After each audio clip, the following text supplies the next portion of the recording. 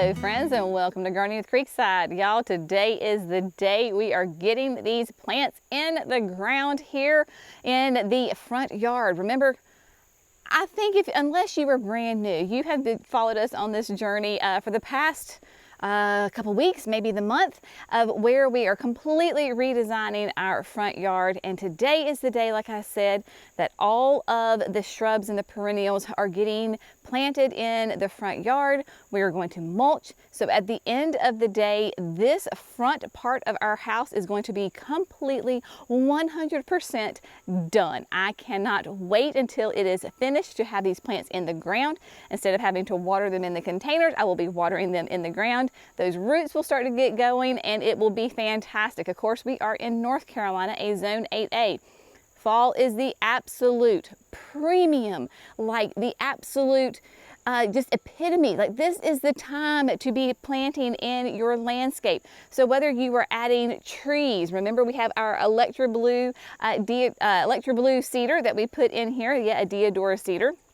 Today we've got boxwoods, we've got abelias, we've got hydrangeas, we have got perennial grasses. We literally have a little bit of everything going in here that is going to give us 4 seasons of interest. We've even got hummingbirds. Yes, our little friends are still here. And so what we're going to do today is kind of walk you through first the design, the layout. Why did we plant, or why did we place the plants where we have? Why did we select these plants? Then we're going to go through and show you exactly how we plant. So if you are new to gardening, we're going to take that fear out of planting in your landscape. We are going to give you tips, we're going to give you tricks, but even if you are a seasoned gardener, we're still going to give you a little something, even if it's only inspiration. So let's get going and let's talk about the plants that we're using and then the design and how we came up with placing them in the exact spot that we did. Here you get pretty much the idea, the big picture of this space that we are planting today. So what we're going to do first is we're going to talk about the perennials and the shrubs that are going to go in, and as I talk about them, give you the information about them, and then I will talk about the design. So first and foremost, we're going to start here in the front. So in the front, from literally the very edge of the driveway all the way around the right side of the house, and we'll look there in a minute, but it goes all the way around, we have the Perfecto Mundo. This is the pink carpet azalea. And Perfecto Mundo pink carpet is, as its name suggests, going to be nice and low and wide, right? So it will stay nice and tight. Of course, is a beautiful evergreen. You can see that glossy green foliage on it. Does the sweetest little pink double blooms on it. And so this bed is 5 feet wide. And I think the measurements on these guys were 2.5 to 3 feet wide. So we planted them, or going to plant them rather, directly in the middle of the flower bed, because we want to leave plenty of room so that they do not come over into the grass. So that way we can maintain that edge really well. And so also on the flip side, that they don't hang over onto the sidewalk. So we also space them 4 feet apart from each other. That way they will have just a little bit of room between each one, so that you will see each individual azalea as it goes on. And so this one ribbon ties in the entire garden all together. So this is that one continuous plant that just pulls in the entire space all the way together. Love this. So thinking about like coming in next spring, of course the azaleas are not going to be full grown. So pretty sure what I'm going to do is have like lemon coral sedum. Nice chartreuse annual, can be a perennial for us, but I'm going to use that either in between or in front. We'll see how it goes next year. And that will again tie in this entire space. So the Perfecto Mundo pink carpet azalea goes all the way through there. Then next, now we're going to start kind of in the back. And so pardon our construction mess back there. We have the New Gen Independence boxwood. And so on each one, there are 5 of these boxwoods. Boxwoods are great because of course they are evergreen. They can do full sun to full shade, which is interesting because in this bed, especially the boxwoods, they will stay in the shade until about 2 or 3 in the afternoon, and then they get full blazing hot sun. So we have 5 on each side, and at maximum, in I think what 10 years, 15 years, they will get to be a 3x3. So they are a slow grower, and we space them out so because they're going to be a 3x3. So we came in from the foundation and gave ourselves 2.5 feet, because at maturity they're going to go another 1.5 feet towards the foundation. I want to leave myself a foot of empty space between the plant and the foundation. That way we can walk, there's airflow, we can get in there. So that's how they are spaced on that end. And then of course, just making sure that they are even and look good in their spacing. So we have got 5 on each side. Then next, we have the Abelia. We have Mucho Gusto Abelia, another beautiful evergreen. This is going to be wider than it is tall. It is a gorgeous, stunning, variegated foliage. Of course, Abelias are beautiful evergreens here in the South. This time of year is when they are going to flush out with their white flowers. Nice, sweet smell. The pollinators go nuts over it. And look at the color contrast between the red stems and then the foliage. Just an absolutely beautiful shrub. I prune my Abelias 1 time a year, and this is late winter going into spring. Keeps them nice and tight and happy, and then they will just be gorgeous. So everything in here can easily be pruned once a year, and that is it. So nice low maintenance shrubs in here. And then as you can see, the hydrangeas. Oh, I do adore this hydrangea. This is Firelight Tidbit, and Firelight Tidbit is a panicle hydrangea. It is a sun lover, so it's got to be loving the sun, because you can see here in mid-September, it's about almost noon, I think. So these are about to go into the sun, and then they will get the sun until it goes completely down. So they have to love the sun. Also, because behind me is north. So in the wintertime, those cold winter winds come through, and if we have a late freeze or frost, it is not going to affect my blooms, because I'm guaranteed to have blooms since they bloom on new growth. Tidbit is going to be nice and tight and compact. It is very sturdy. It is a small hydrangea that has massive flower power. You can see we've got some new buds here, some new blooms, pure white, and then we have an older one that is turning that lovely pink. I also have the Firelight Tidbits in the cottage garden that is just right over there, and I have tidbits in there, and my gosh, they are absolutely stunning with their pink. So we did 3 here. We kind of went back and forth on our design between that and then the grasses, and so we ended up putting the tidbits this direction. I'll show you why we liked them here, and then put on the end we have the chameleon grass. This chameleon is a schizocerium, or a little blue stem. It'll be 2 feet tall, 2 feet wide. We put them in front of the little lilac, I think that is, little lilac butterfly bushes. And so chameleon gets its name because it literally changes colors. So we're getting ready to go into the fall foliage. Love those perennial grasses because, as on cue, any little slight little breeze makes them blow and billow, and it is absolutely gorgeous. So we put 3 here on the corner, so that will kind of tie in and kind of nook in this corner right here. Remember, we also put the chameleon grasses in the flower bed that is directly on the kind of the entrance of the driveway, that corner bed that we created last week. So they have chameleon grasses in that as well. Now, coming down this way, we are going to kind of talk about the design, because the plants are going to be the exact same, right? So you've got those Perfecto Mundo pink carpets, as you can see now. They come all the way down around in front of the Hortsman and then tie back in right to the edge where the tea olives are. The tea olives are those tall evergreens kind of towards the center of your screen. So they go all the way around. Now, like we said, we have the boxwoods up here. Then on this side, instead of 3 mucho gustos, we have 4 mucho gustos. This bed is a little bit longer because obviously it extends to the right. So we had a little bit more room. So we have those mucho gustos there. We don't have any tidbits in this space right here. We have a grass to the far left, and then we have a chameleon grass to the far right. And then we have a mass planting of the tidbits. So these tidbits, first of all, we did just a single line all the way from the left to the right, and then we took the extras and we filled in the gaps.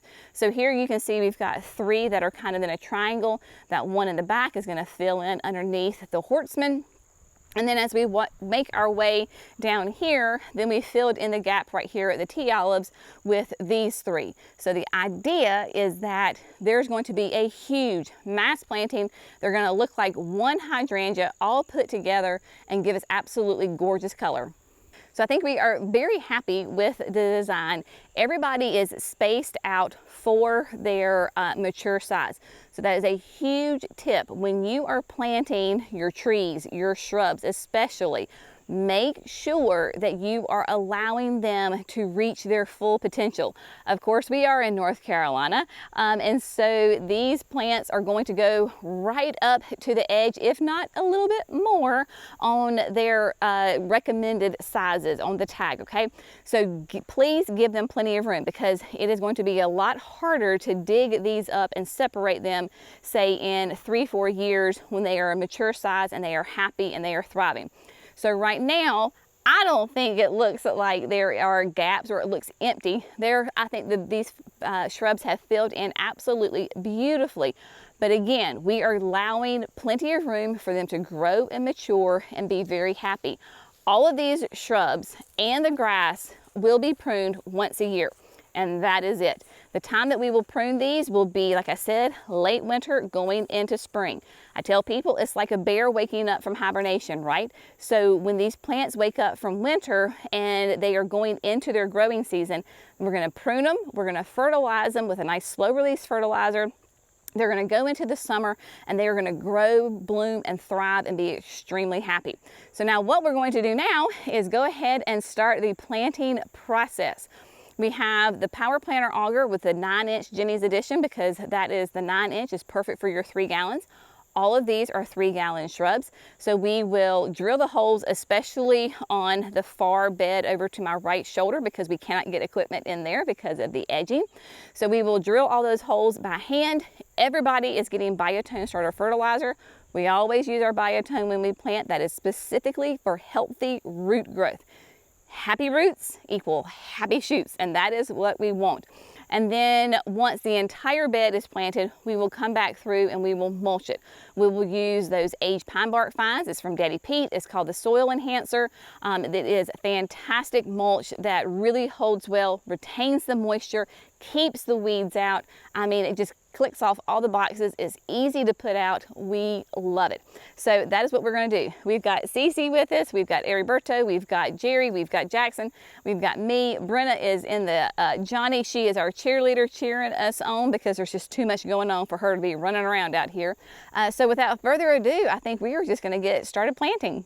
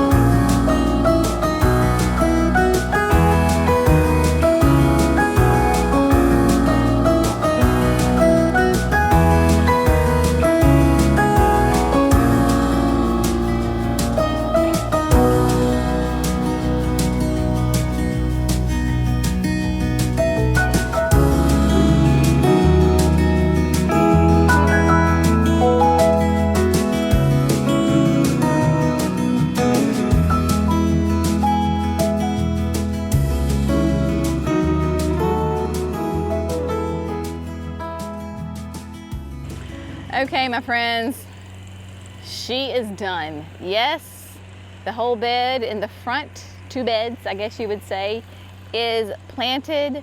My porch is clean. All the dust has been washed off. Praise the Lord, hallelujah. I think everybody on this team is saying that because one, it looks amazing, and two, we're all glad just to be done with it, out of the construction.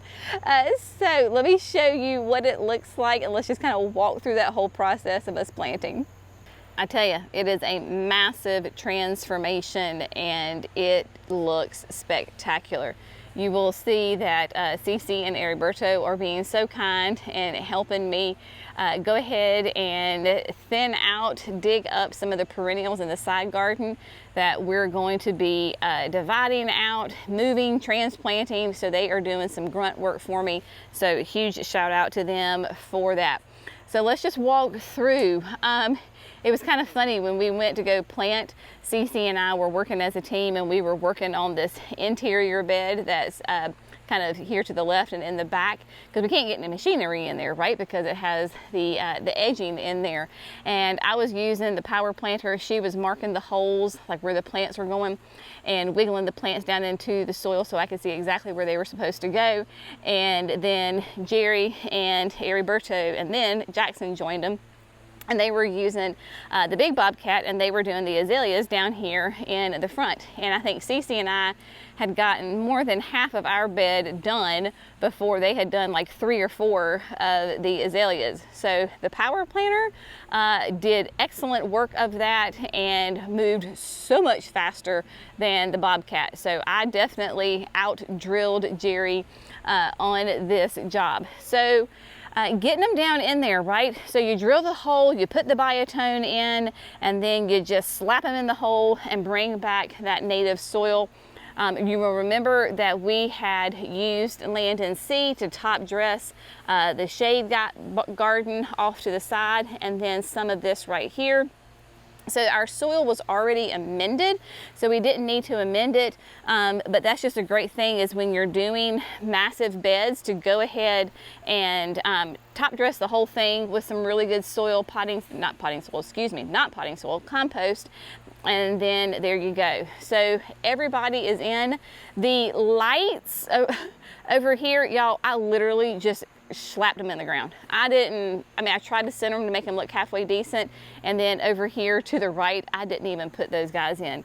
So I'm telling you, the plants was the perfect number of plants. We had the exact right number of azaleas to go all the way down. The boxwoods, of course, having a great number. The Mucho Gustos having 4 on this side, 3 on the other side, and the grasses. Like I said, it just worked out perfectly. Could not have asked for a better plan. We actually hit the number perfectly this time. And then of course having the hydrangeas in here as well. But using that Daddy Pete soil enhancer, that aged pine bark fines, and literally that's all it is, right? So it is just aged pine bark. For us, it works really, really well. Obviously, Daddy Pete is going to be like a regional product. So that is a North Carolinian company. So wherever you are, use the compost and the mulch that you can find and that you love. So we're huge proponents of that wood mulch, that natural mulch, because it breaks down. When you're using that natural mulch, over time it breaks down, right? And so that mulch is going to then turn into its own type of compost. And when you have clay soil like I do, or maybe you have very sandy soil, adding that more organic matter in there is absolutely key. That's why we don't like to use landscape fabric, because landscape fabric prevents all that rich material that has decayed to actually going into your soil. And then why do we use landscape fabric? Well, 99% of the people out there use landscape fabric to control weeds. Raise my hand. We did that in the early beginnings. We did it with the daylily bed out front. Massive mistake, huge mistake. Because what happens, like I said, it works for maybe about the first year, and then all of that mulch that you've put on top of your landscape fabric, it decays, it turns into mulch, and into compost, and then the weed seeds, they come and they land on it, and then they just germinate, and they're just growing on top of the landscape fabric. We only use landscape fabric when we're putting down decorative rock, decorative gravel, so that the gravel does not sink into our clay soil. And y'all, guess what? The weeds still find their way into there. I had it up at the garden boxes, and my word, that was the weediest spot ever, because those weed seeds would go in there. I guess it was a little bit of soil from me cleaning out boxes over the years. It was a mess. So skip the landscape fabric, just use nice thick mulch, and we did it thick because, as I told the people, I was like, I don't want to do this again in the spring. Let's just do this once and do it right. Again, we are just absolutely tickled with how well it has come out. If you can hear the mower in the background, bless his heart, Chandler is here yet again today, but this time he is here to mow the grass and to do some lawn maintenance. And so we are going to put the drone up this afternoon once he is gone, so that you can get the bird's eye view. And those of you, it was it's funny because, you know, I had created these pots a month ago, 6 weeks ago, I forget how long ago it was. And so there's 5 pots right here that I took summer annuals to make like a fall collection. And when I planted them, I put them right there on the steps. Well, they have grown so much, and I do not want to hide my new entryway. So I have put them on the corners of each of the ends of the porches. Probably not the most optimal spot for them. The caladiums are off kind of back to the back.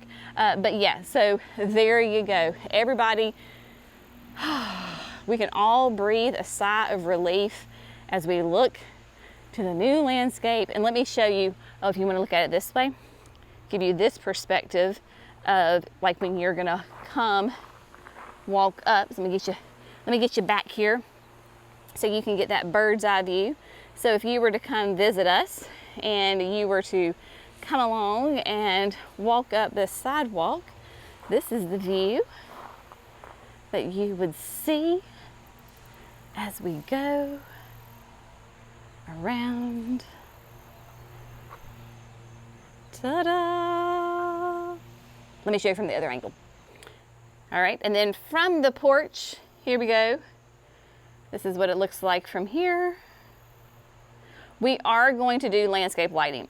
So we're going to use what we have, but we need to add more to it. And honestly, I was just too tired at the end of the day to really like intentionally place the landscape lighting. So it's just, it kind of is where it is right now.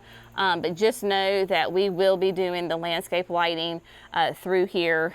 That'll be different day, different story.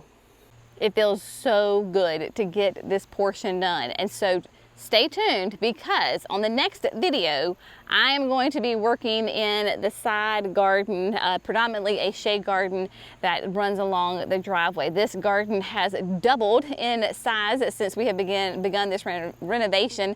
And so I will be in there tomorrow. Maybe we get it done tomorrow. That would be fantastic if we do. We shall see. But stay tuned for that. And then once that's done, we'll almost be completely buttoned up on this project, and this transformation will be complete. So as always, if you have found this fun, informative, inspirational, we would love it if you would like and subscribe to Gardening with Creekside, so that way you don't miss content just like this that we put out 5 days a week for you. As always, we so appreciate all of your love and support. We hope that you have an amazing day. We'll see you in the next video. Bye, friends.